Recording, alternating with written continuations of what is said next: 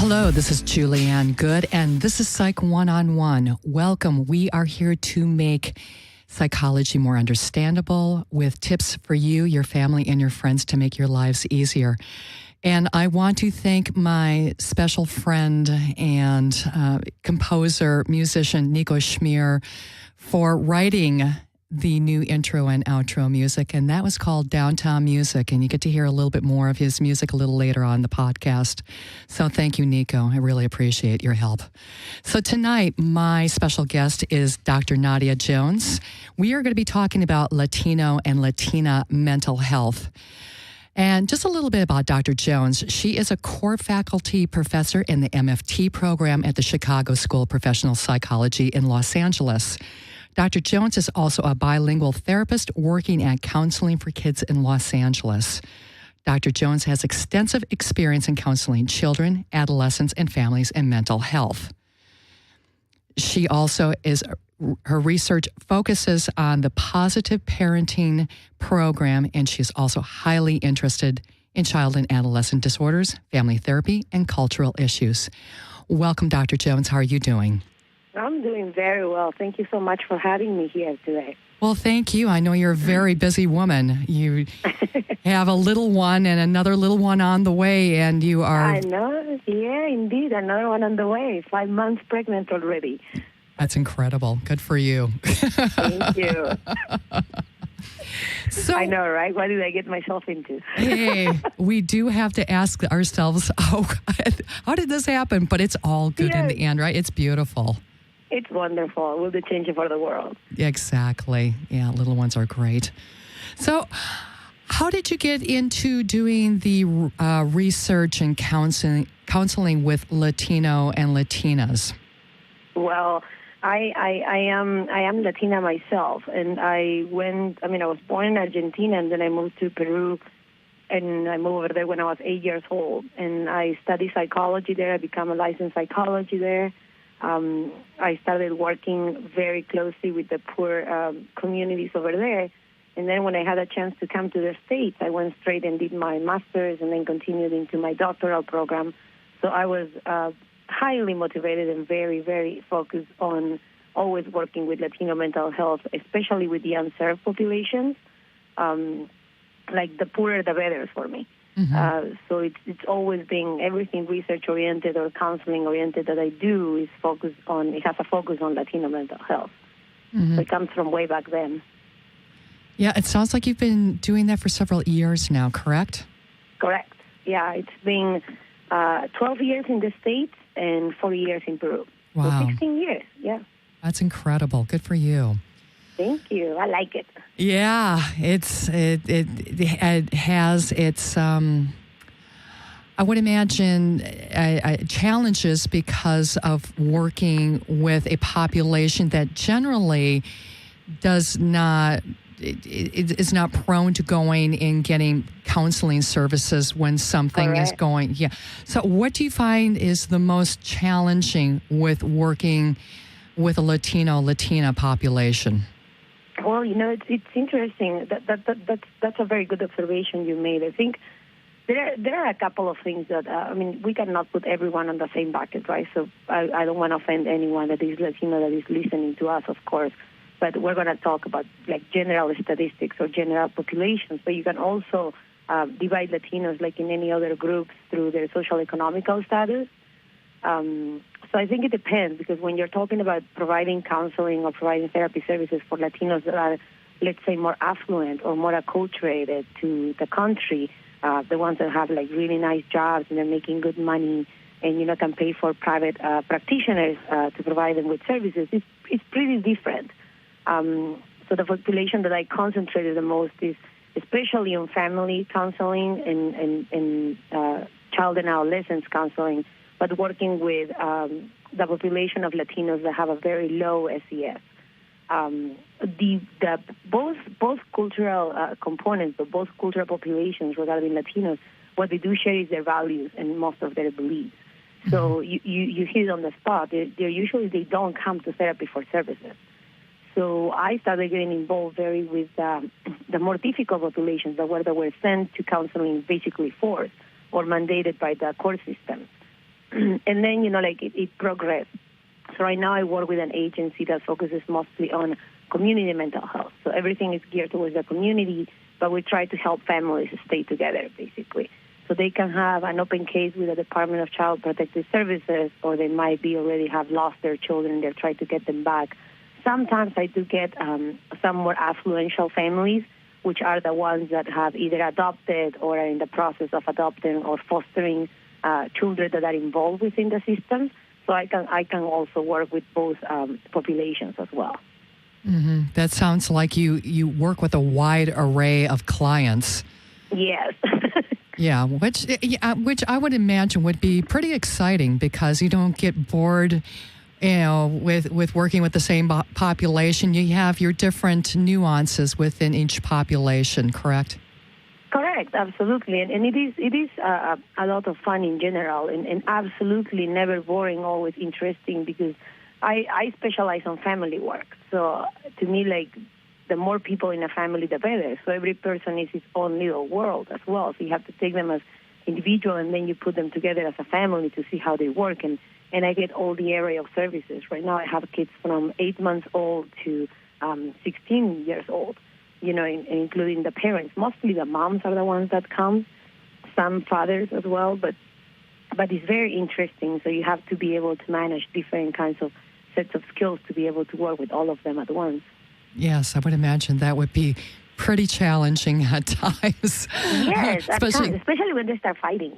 Oh, yeah, I would imagine. Yeah, I know. I've sat with some families and stuff too, and just trying to just watch the dynamics between the different family members, and trying to get a good grasp of what goes on at home, so that you can see, almost raw emotions sometimes coming out, and then you can really help them because you see what truth they are living in front of your eyes.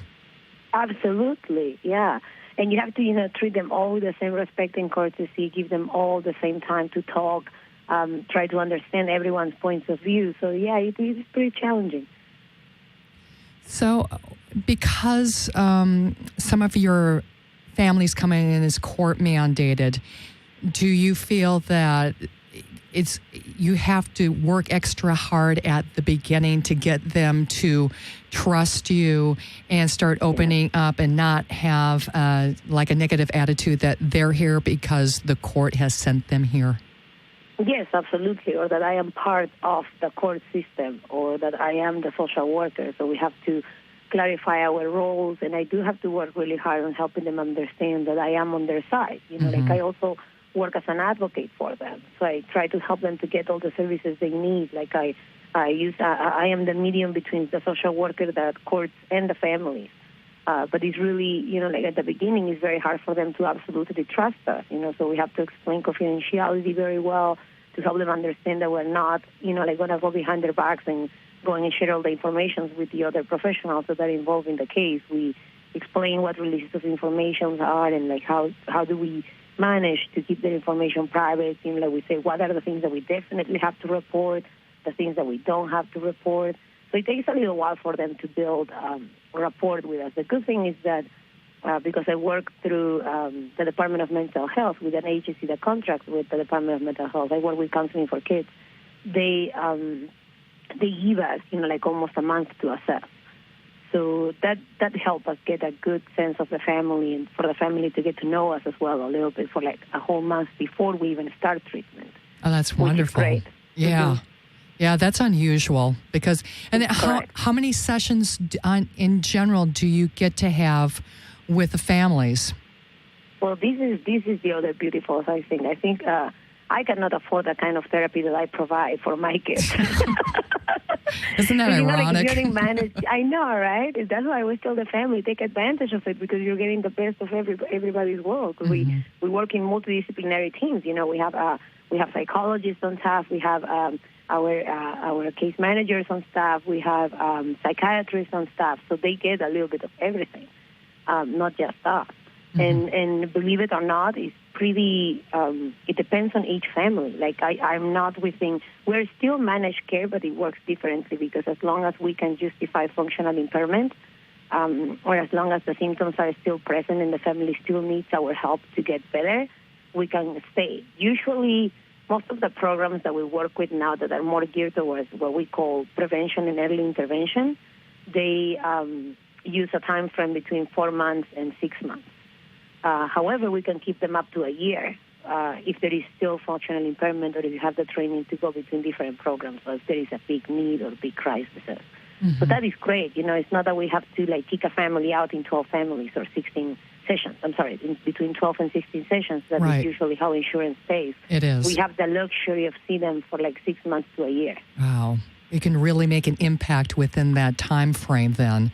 And to help that's why I stay with this population. Yeah. Yeah, and to actually help them change their lives and get them hopefully on the path of stability and change. Yeah. Yeah, and the thing that I always use is okay, I understand that the court is mandating you to come to us, because they're upset. I empathize a lot with the families, because these families really lose themselves in the process, because they imagine having in your home, you don't have your freedom as much anymore, because you have a social worker that comes once a month to check on you and to report everything that you might be doing that is not appropriate. You have a therapist that comes 1 to 2 times a week. You have the judge deciding the future of your children and your family. So they're pretty scared. They don't know what to say. They don't know what not to say. They don't know what to do or what not to do anymore. And many families share that commonality where they tell me, I am judged all the time. I'm scrutinized all the time. So it's hard for them at the beginning to trust us. So we go and we can really make I help them by saying, okay, so I understand that you have all these people coming into your life. How do we get rid of them? It's what do you need to do? What does the judge want you to do for you to be able to go back and get your whole freedom, for you to be able to go back and make your own decisions? And that's when they see, okay, so she's not on that side, so she's in my side. And I'm yes, let's create your goals. Let's see how can we help you. Let's see what do you need. And really explaining to them what mental health is, or how can therapy actually help them, and that we are not their friends, because that's the other thing. Latinos are awesome in the sense that I have parents that are always asking me, especially now that I'm pregnant, if I ate well, if I need something, they want to take care of you, make you part of their family. Correct. You go, especially I go to their home, so I do home visits. So they. For the little kids, they see you as part of the family. So especially if I sometimes stay in the house for up to 3 hours at a time. So it's they see me for 3 hours every single week for 6 months. Wow. So it's a different kind of relationship, and you still have to explain to them how come is that we're not friends, how come is that we cannot go outside and, have a cup of coffee. But I love it because being Latina myself, it become pretty easy to understand where the line is of what are your ethics and professional boundaries, and how you can still be providing those values of familism and respeto and everything to them. Where the families that they tell you want a cup of coffee, sure, or now that I'm pregnant, you want tea, and awesome, and it shows, when they care as well. You care as much as they care for you. So it's a beautiful experience. I love it. That's great. Yeah, and you can become close in a sense, but you're right. You have to know where to put a healthy boundary between you and your clients. And I was working in a domestic violence shelter for about 3 years. And I became close with some of the families too, but we unfortunately only got to work with them for a month. And then they were going to either, families, houses, or transitional shelters, or something like that. So we had to do quick work with them, which that's very tricky, as you know. I'm sure you've had a lot of situations where you've had to do that. So it's nice that you get that almost luxury time with your clients. Correct. And I don't know if I could go into private practice after all this. So, Dr. Jones, what kind of issues do the families come in with, especially with their court mandated? What's some of the general issues? Well, it's more like most of the times it's the families. I mean, the families that I usually deal with are the families that have had some of their parental rights removed, or that they are at risk of getting their parental rights removed. So they have either engaged in some kind of abuse towards their children, or most of the cases that we have are neglect, like severe neglect, or where the kids have witnessed domestic violence, or they have one or both parents engaging into dangerous behaviors or risky behaviors like substance abuse, or one of those kinds of things, or they're not properly functioning, they're not able to take care of the kids. So that is like a pretty common one. And on the other side of the Latino population, one of the things that we do see the most are, like anxiety, depression, a lot of that. Parenting issues. I specialize on parenting, so I see a lot of parenting issues and behavioral issues with the kids. So that's a big one. And that's a common with almost every single ethnicity. But it's pretty hard for a Latino community because they're used to going with these questions to their family members. Like they usually, they don't want a therapist coming over to tell them how they parent their child. They usually grab, like their moms or the grandmas or their priests or their pastors, or their chamanes, or depending on what ideas they have or what spiritualism they follow. That's what they usually do. Like I have a lot of families that come with anxiety-like symptoms, but they don't like to talk about it in those terms. So I don't. So you really have to be very multiculturally oriented and competent towards understanding those things, because if you start explaining to them what depression and anxiety is, like they don't like it necessarily. Right. But when you go with other terminologies, they say, yeah, that's what's going on with me. And they tell you who are the first people that they went to see because of that, that is usually like, how do I integrate their cultural background or their personal beliefs into mental health, which is a tricky one. Right. So, yeah. Dr. Jones, after the commercial, I'd like to come back and talk about multi-generational habits. Oh, great. Of integrating the mental health along with probably some pretty traditional and long-standing parenting. Absolutely. Okay, thank you. We'll be right back. No problem.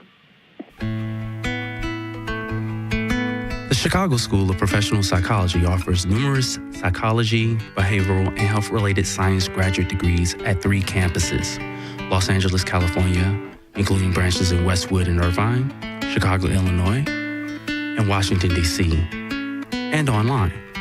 The Chicago School prepares students to meet the ever-changing mental health needs of society through classroom experience and real-world training. The Chicago School Counseling Centers in Irvine and Westwood provide caring, confidential, and affordable psychological services to individuals and their families. For more information, visit thechicagoschool.edu. And thank you to the Chicago School of Professional Psychology for sponsoring Psych One-on-One. This is Julianne Good, and I am with Dr. Nadia Jones. We are talking about Latino and Latina mental health this evening. And Dr. Jones, we're going to talk about the multi-generational impact of parenting in families. Yes. That's a really good topic. If you think about everything that immigrants go through in general, and you talk about multi-generational and how they got to where they are, like most of us, they have come here one way or another. So Latinos have their own, sad history on how do they get here. Not everyone is super lucky enough to either be born here, but they have been brought here, or they were born here, but their parents suffer all the immigration issues. So, if you even want to go harder on that, you can see all the kids that are in refugee camps right now, basically, here down in San Diego, or right here in Oxnard, all the kids that are in those concentration places because they keep crossing the borders by themselves, little kids, which is, it's pretty hard. Yes. And they're just trying to find their parents, that came here one way or another, so they just follow. some kids that run away from their parents and just come here. And then you have the whole families, that came here, or the Latinos that came originally. But if you really focus on tracking their history and through their multicultural generational patterns, you have to start asking, how is that your family got here? So I love that question, and I always put it into my assessment. How is it they got here?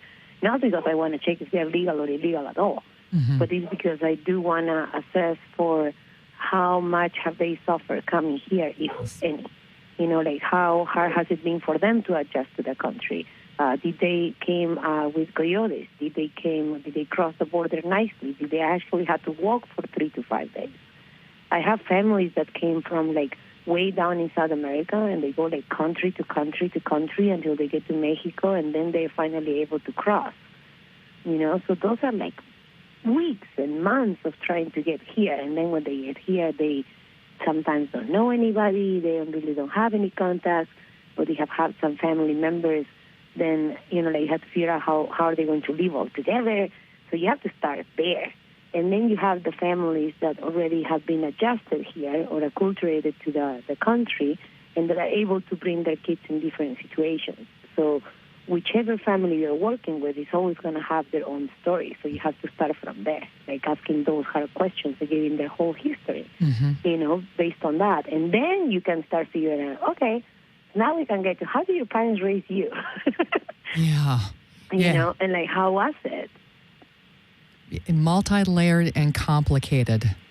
Correct. And Correct. it's great that you have that 1 month time period to get to know them and start getting that history as they start feeling comfortable with you.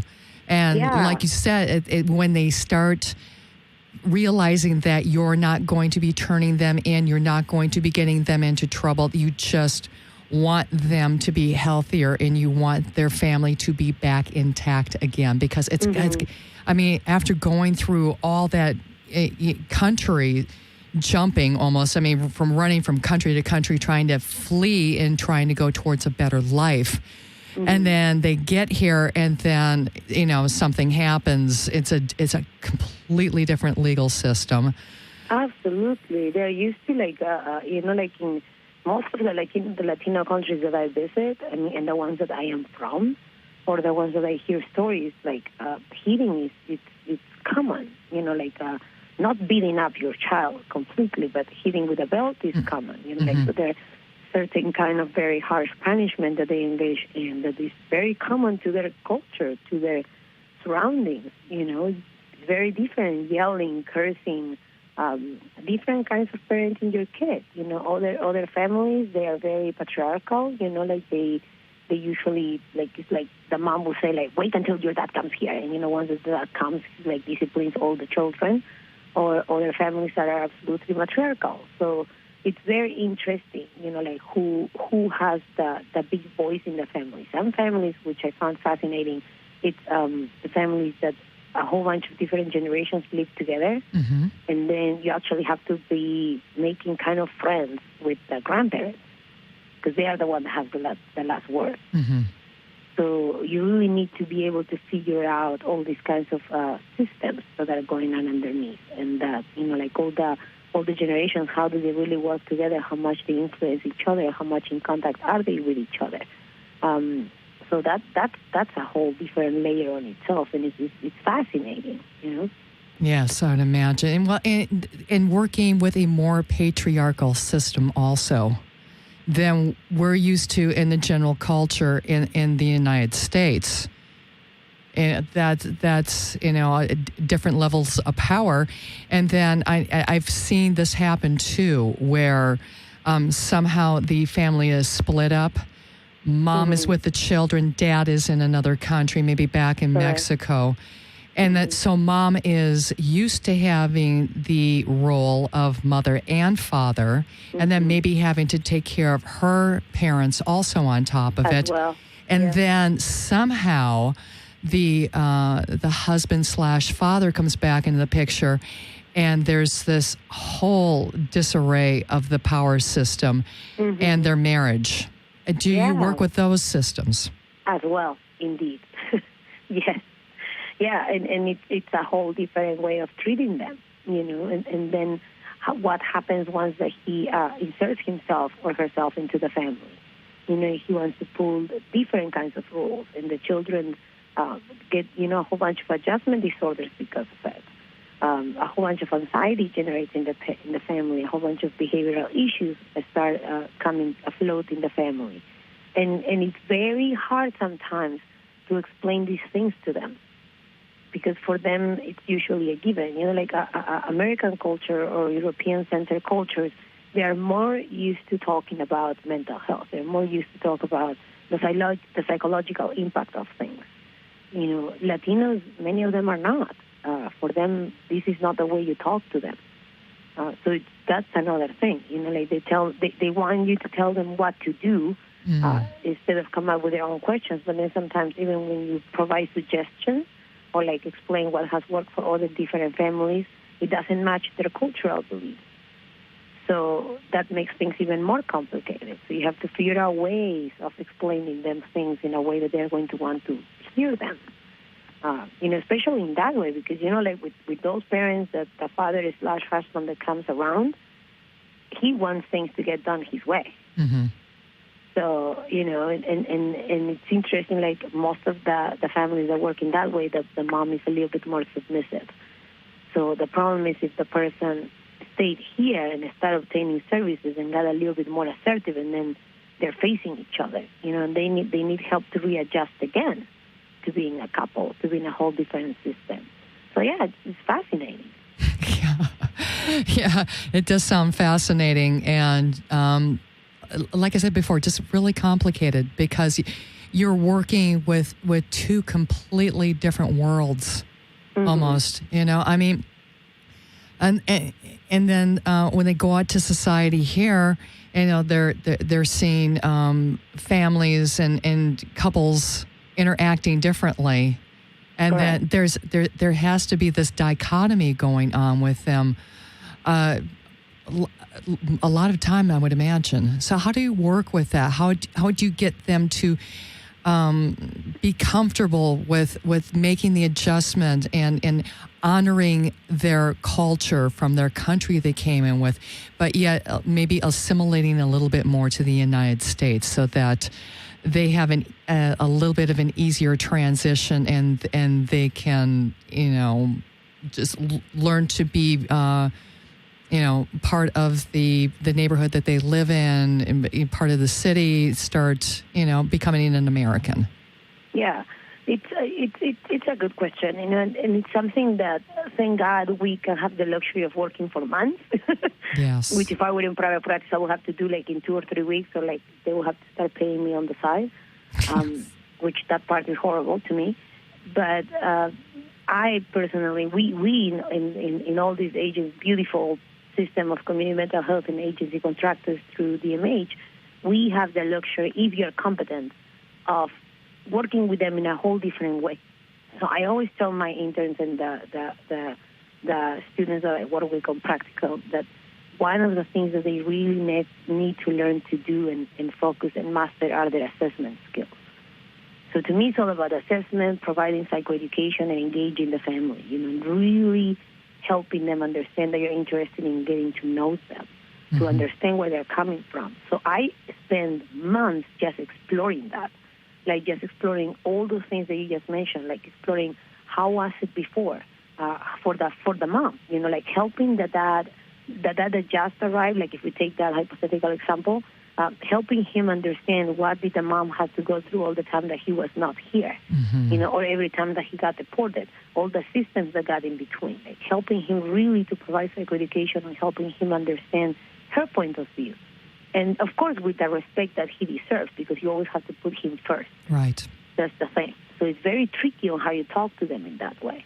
And then to him, like absolutely validating the fact of how hard it was for him to leave his family, and like going over there and taking charge from there, like, like try to figure things out until figure out how to come back into the country, and then you provide a lot of psychoeducation into how this American system works. What do they want from people? What do they request people to do? What are their responsibilities within the country to be able to stay in the country without getting into trouble. So you kind of like make it think that it's not on you. You know, it's really on them and trying to understand how things work so they can learn to navigate them. And then I have this wonderful training that the county provided me on Triple P, which is a positive parenting program that I am absolutely in love with, and I'm extremely biased because I think it's one of the best parenting programs out there because of how you engage with the parents. It allows you to really see their history on what kind of parenting techniques and communication they have used within each other, how do they deal with anger management, how do they deal with their own coping skills, and then you're able to provide them with new ones, you know, that work here, but that you can tailor to their families. So, you know, you always tell them, you know, that things don't work with everybody, you know, so we have to figure out what is going to work with them. And if they have 2 or 3 kids, one thing that works with one kid is not going to work with the other kids. Like how he communicates with mom might have had to communicate in a completely different way with him. Right. And again, all of this taking into consideration the hierarchy that they use and their values, you know, and when you can talk and when you cannot talk. You know, so it's really cool to do that kind of work, but honestly, because we have the luxury of time with them, which is wonderful. Yeah, and you can get a complete history and start almost walking in that family's shoes and seeing exactly what they need and exactly where they are. And that is really the best therapy to be able to do, is just to be able to walk in their shoes for a little bit. Let's see exactly what's going to work, because as you said, what will work for even just one child within the same family won't work with another child. You have to be able to switch gears, and you have to be able to teach them how can you be a little more flexible and yet still honor where you came from. Yes, which is super important. And you know what sometimes saddens me, and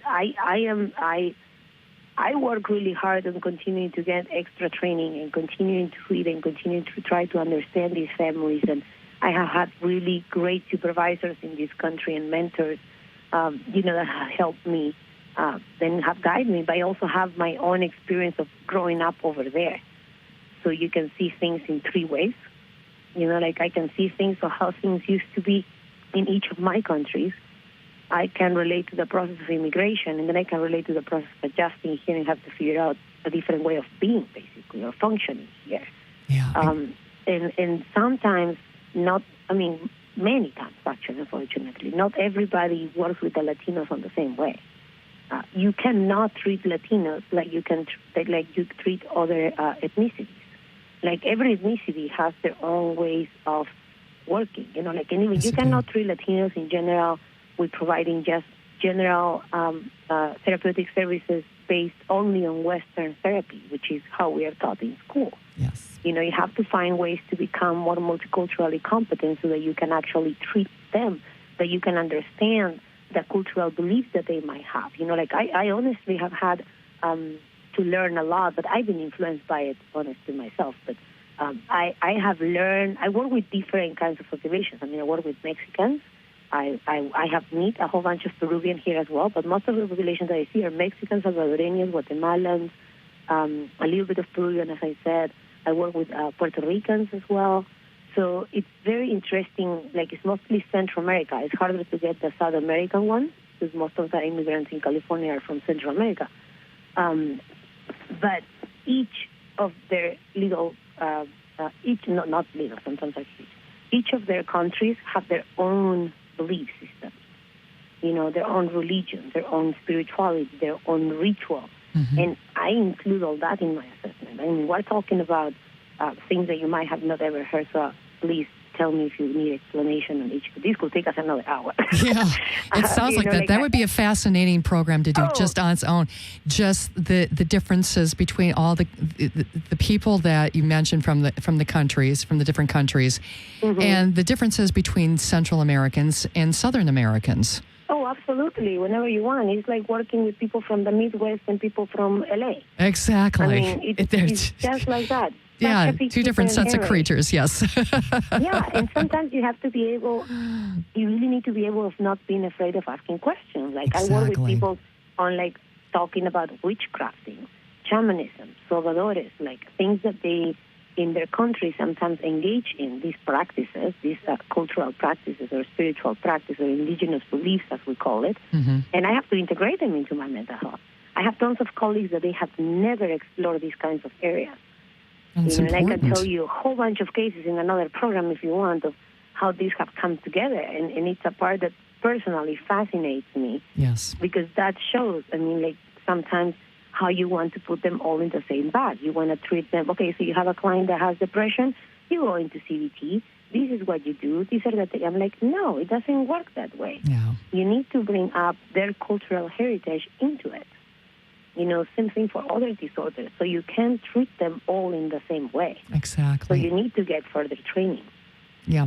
And spirituality is so important, Dr. Jones, we are going to take a break. And when we come back, I'd love to talk to you about the Latino Mental Health Certification Program at the Chicago School that you're going to be teaching this month. No problem. Are you searching for answers and insight to life issues? Is the behavior of family or friends questionable or concerning? Find tips and possible solutions from the convenience of your own PC, cell phone, or tablet at therapycable.com. Therapy Cable has the most comprehensive library of contemporary therapy videos online. Help may be as easy as a few clicks away. Therapy Cable offers comprehensive therapy videos ranging from addiction to self-care and contact information for qualified providers. Find the answers to your life challenges at therapycable.com.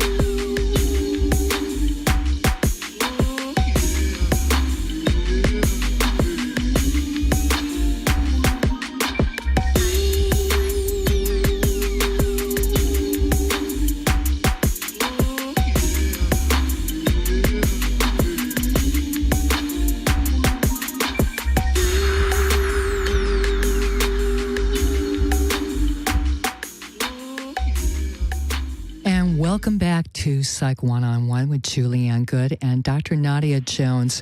And again, I'd like to thank Nico Schmier.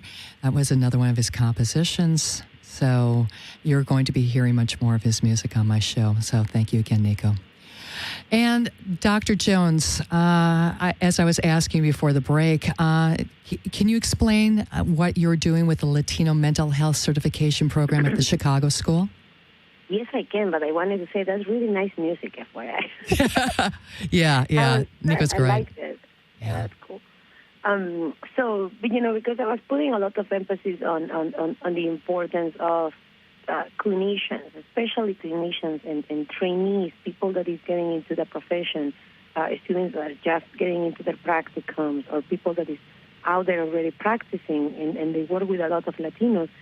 It's very important for all of us to stay not only grounded, but also multiculturally competent. I really like the term competency, and I don't ever think that a professional in our field stops learning. Yes, true. So you should always try to find ways of get more certifications, more trainings, more workshops, more this, more that, especially new topics that can provide you with a better area to either market yourself in a different way, or simply because they are truly going to help you to get tools so that you can provide more competent services to the population.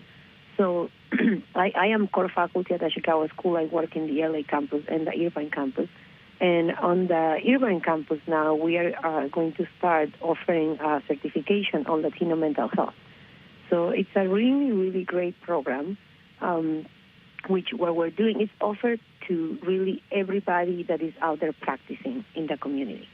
Either through their private practices, or they're like me in community mental health, or they're about to get, or they're interested in getting into community mental health, or like to work with the Latinos more in depth. People that is professional psychologists, social workers, MFTs, MAs, whichever kind of therapeutic congregation that is actually looking to get their C units or their CEs if they're psychologists on, because we all have to for our licensing. Students that are already in practicum, or they're about to be in practicum, or they are already getting out of practicum and becoming trainees, or interns, or registered psychologist assistants, or social workers assistants, for anyone that is on those phases of their career, we're providing this program. So it's open, so you don't have to be a student necessarily with a Chicago school. So it's open for everyone out there, which I think is very great. And what we're doing is provide monthly classes. So every class is 4 hours, and it's twice a month. So it's going to run on Saturdays for people that work so that they can be able to go, and attend the workshops.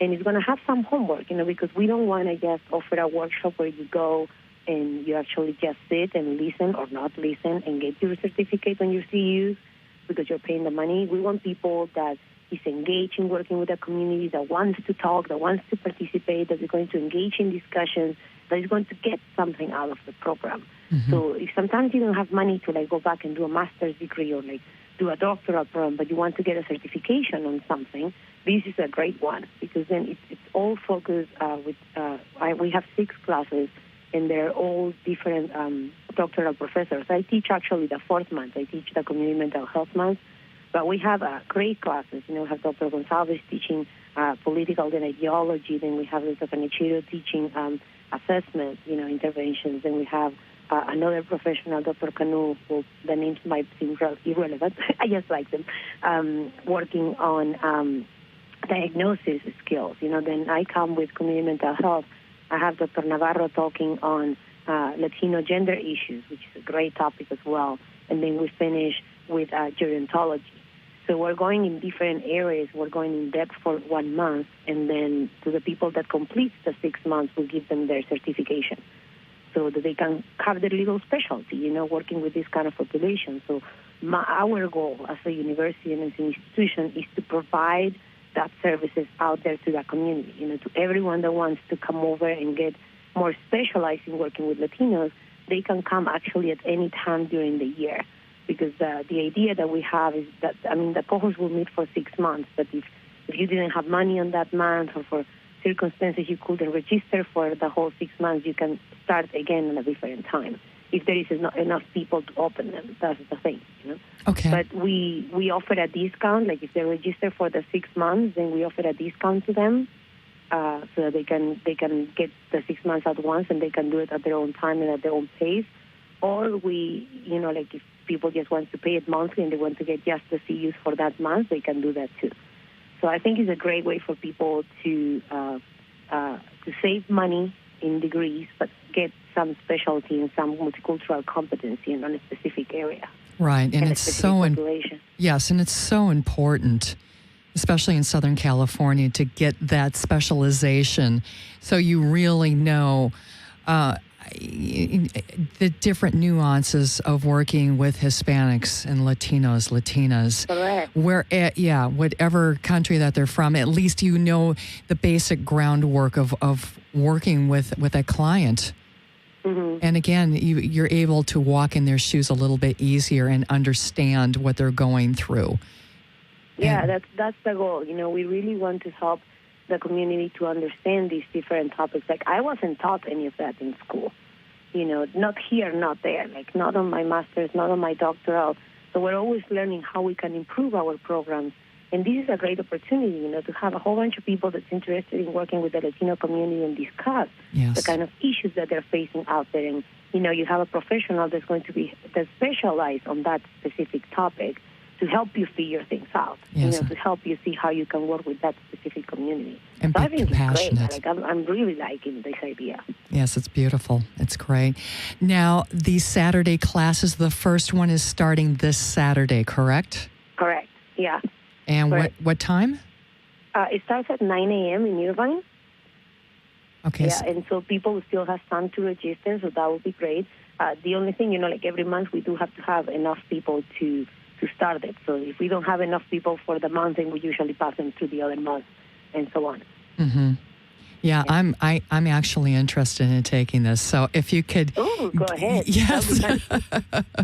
So if you could give all of us the contact information on how we can register for this class this coming Saturday. Yes, absolutely. I think maybe the easier way will be for them to contact me, because I can just give them pass them all the flyers, because we have a flyer with all the description of each class and what do they focus on, which are the dates and everything. So they can email me anytime they want. That might be the easier thing. My email is not as easy, so bear with me. It's N Rojas Jones, which is spelled as N as in Nancy, ROJASJONES at the chicagoschool.edu, or they can also call me on my phone, either on my office phone or my cell phone. I'm trying to get my, I don't know if you have handy my office phone. I do, and I will give that number out right now. Oh, I have it. Doctor. That's the hardest one to get, because they just switched my office number. But my cell phone, which I'm more than happy to give to people, is 323-510-1203. So again, 323-510-1203. And then my office phone, it's 213-283-4230. Again, 213-283-4230. So more than happy to, explain to them the program more in detail, or show them what we have to offer. But I think it's a great experience. They can also go through the Chicago School website, and they can find us there. Or if they go to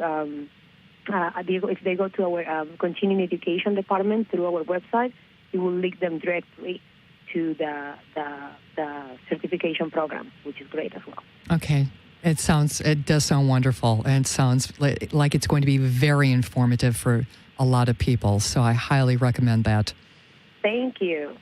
So, Dr. Jones, as we are wrapping up, is there anything else that you would like to state about working with the Latino and Latina population that kind of came to mind, but you really didn't hit on during our conversation? No, I'm just kidding. Mostly, to ask people out there, even to the people that is working on the field already that listen to your beautiful show, or the people that just hear us because they love radio, if you think about it, if you are Latino, like, and sometimes you have had things that happen to you and you don't know who to talk to, you can always call us, like, and us, I mean therapists. Like, if you go to places like Psychology Today offers great websites, but also, like, go through universities, try to find people that is out there.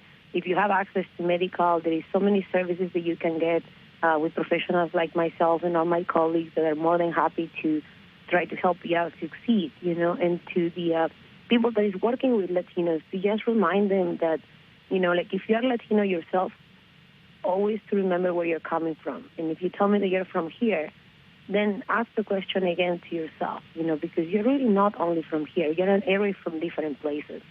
So you need to remember that, like, ask your parents what was their experience growing up, and then link it to other things so you can able to treat your population in a different way. That, to me, is the most important part, like, that you cannot put people in one little basket. Like, Right. It's that saying that goes for every single thing, right? Don't put all your eggs in a basket. Don't put all your clients in a basket. Don't put all the Latinos in a basket. Try to understand people in general as they come to you, like, and hopefully, unless you're really into managed care when you can only have 14 sessions to see them, hopefully you will have the time to really get to know them and understand them. And sometimes, believe it or not, that is the treatment that impacts them the most, that you're trying to provide techniques every single time to try to get things to work better. Sometimes they only need to be heard and understood. Exactly. And they already have enough resources and tools to be able to work themselves. You just need to help them to give them that push so they can find it. So, hopefully we inspire little people to get some counseling, which is always awesome. We go together, we're tune-ups all the time. We have supervision all the time. We have therapy all the time because it helps us, Mm-hmm. When you're saying that you don't have any problem, then you do have a problem. Right. Exactly. Don't be in denial. That's the moral to the story. Correct. For every ethnicity, not just the Latinos. Exactly. We all have our troubles to have to work through in this lifetime, but it is so marvelous to be able to work through them, get stronger, and grow from them. Yeah, we're pretty blessed to do what we do. Yes, we are. Pretty awesome. I highly agree. You were such a pleasure to have on, and I certainly hope that I can have you come on again for part 2 of this conversation. I think no problem. That'll be fun. Let's talk about all the brujeria and rituals. Those are fun. that would be beautiful. I would love to do that. I'm going to give you a little time here, though, and when you're ready, just contact me. It sounds like you got your hands full right now. Let me know when you're bored and call me. I'm sure you're never bored. It's great. It's a great topic of conversation and discussion. Well, you were a delight, Dr. Jones. Thank you so much. Thank you so much for having me. All right. Take care. No problem. Bye. And thank you so much for tuning into Psych One-on-One. I really appreciate that you're coming back and getting some more information. If you would like to contact me, my email is jgoode8@verizon.net. And like me on Facebook at Psych One-on-One, PSYCH One-on-One.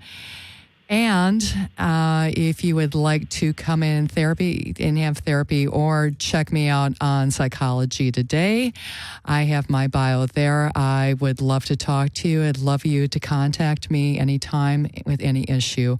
And my phone number also is 562-234-4650.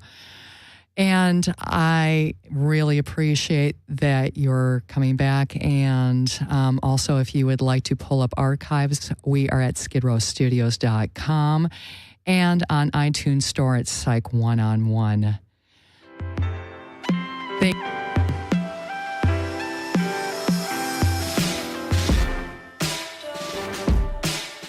Take care of yourself. Take care of each other. Thank you again, Mr. Nico Schmier.